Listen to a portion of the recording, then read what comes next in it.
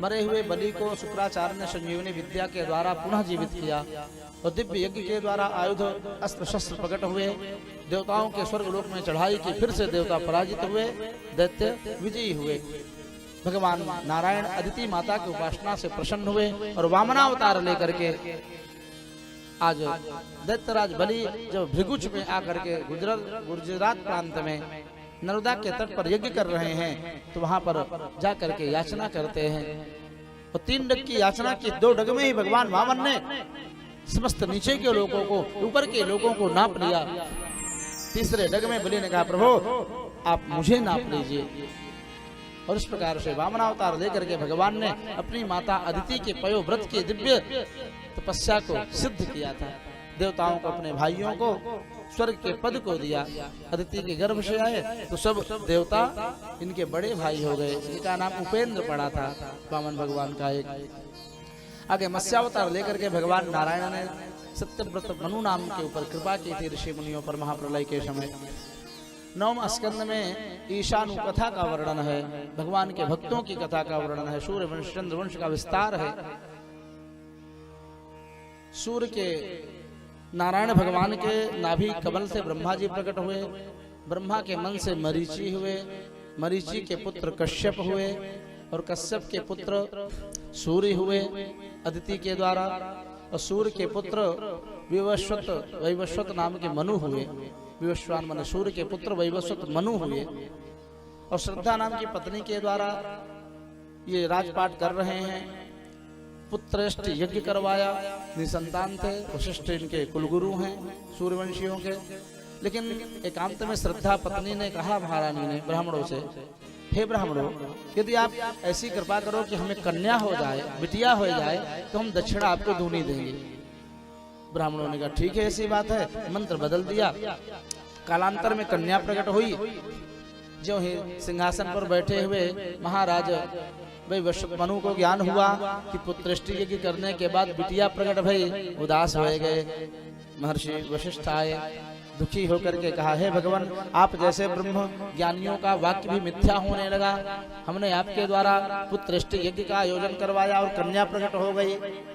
ध्यान से देखा, ऐसा कैसे हो गया, घटना कैसे गई उल्टा। ध्यान से देखा तो इला किस प्रकार से, ये श्रद्धा किस प्रकार से कन्या नाम सा भवत, इला नाम की पुत्री हुई। कैसे हो गई ये? पुत्रष्टि यज्ञ हुआ था। जब ध्यान योग में वशिष्ठ जी ने देखा तो रानी ब्राह्मणों को धन दे करके लोभ में मंत्र बदलवा देती है। इसमें तुम्हारी रानी की धृष्टता है, लेकिन चिंता मत करो, इसी कन्या को मैं पुरुष बना दूंगा।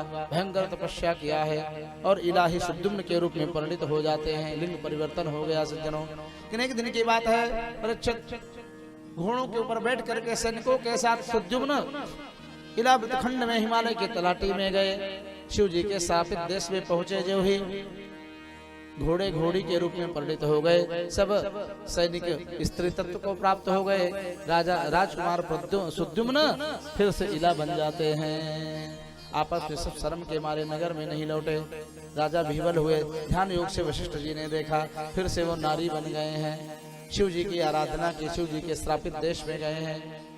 भगवान शिव प्रकट होते हैं और कहा, हे ब्रह्मर्षि वशिष्ठ, हम एक व्यवस्था बना रहे हैं, क्योंकि मेरे श्रापित देश में आने के कारण ये नारी बने हैं।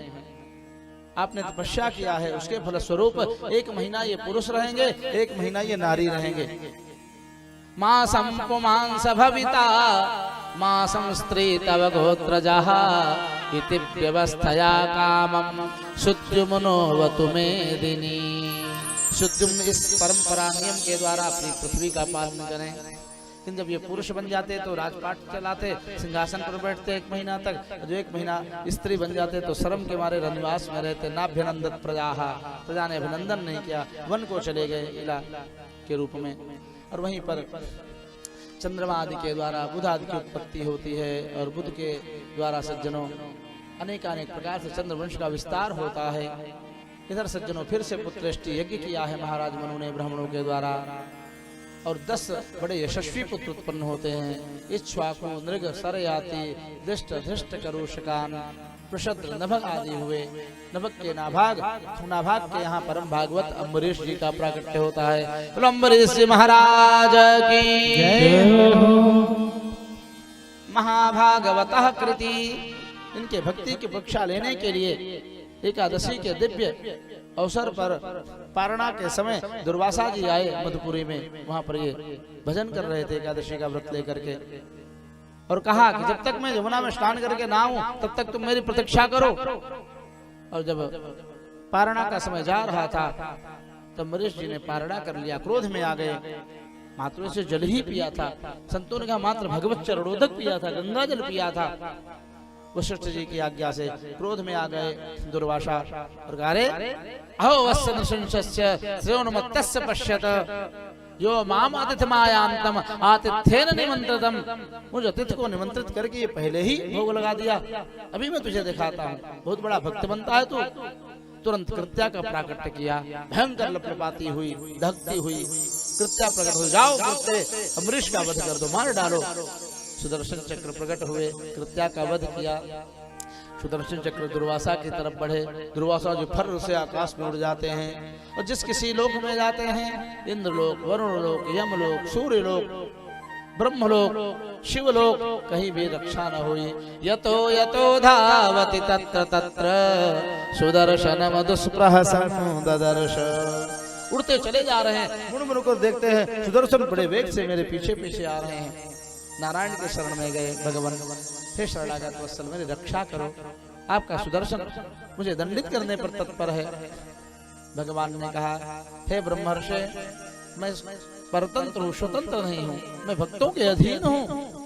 अहम भक्त पराधीन स्वतंत्र द्विज साधु विरग्रस्त हृदय भक्तैर्भक्त जन प्रिय। जिस प्रकार से पतिव्रता नारी अपने पति की सेवा करके उसे वश में कर लेती है, वैसे भक्त मुझे अपने बस में कर लेते हैं। ये दारागार पुत्राप्तान प्राणान वित्तमिमं परम हित्वा माम शरणम याताः कथम तांस त्यक्तुमोसहे। हम अपने भक्तों को कैसे छोड़ सकते हैं जिन अम्बरीश के प्रति आपने व्यर्थ में क्रोध किया है। सुदर्शन आज उन्हीं की आज्ञा पर हैं, आप उन्हीं के शरण में जाओ, वही रक्षा करेंगे, तब ये रुकेंगे। दुर्वासा जी के अहंकार को गलित कर दिया भगवान ने। दुर्वासा जी आए और अम्बरीश जी को प्रणाम करने लगे। अम्बरीश जी ने हाथों में को पकड़ लिया, हृदय से लगाया, चरणों में गिर पड़े, नहीं महाराज आप ये क्या कर रहे हैं। सुदर्शन जी की स्तुति करके और कहा ब्राह्मणों के चरणों में समर्पित करते हैं, हे सुदर्शन आप शांत हो जाइए। सुदर्शन जी अंतर ध्यान हो गए। आए थे दुर्वासा ऋषि इनको दंडित करने के लिए, और जब जाने लगे तो जानते हो शुक्ला जी क्या बोले, मुस्कुराने लगे अम्बरीश की उदारता को देख करके और कहते हे भक्तराज अम्बरीश तुम धन्य हो, मैंने जितनी तुम्हारी महिमा सुनी उससे भी तुम कहीं आगे श्रेष्ठ हो। क्यों कि मैंने तुम्हें मारने के लिए कृत्या प्रकट किया और आपने मेरे प्राणों की रक्षा के लिए अपने समस्त पुण्यों को समर्पित कर दिया है। अहो अनंत दासानां महत्वम दृष्ट मध्य में कृतागसोपि यद राजन मंगलानि समीहसे। आप मेरा मंगल चाहने के लिए इतने तत्पर हैं, आपकी जय हो, आपकी जय हो। ब्रह्मलोक चले गए दुर्वासा महर्षि।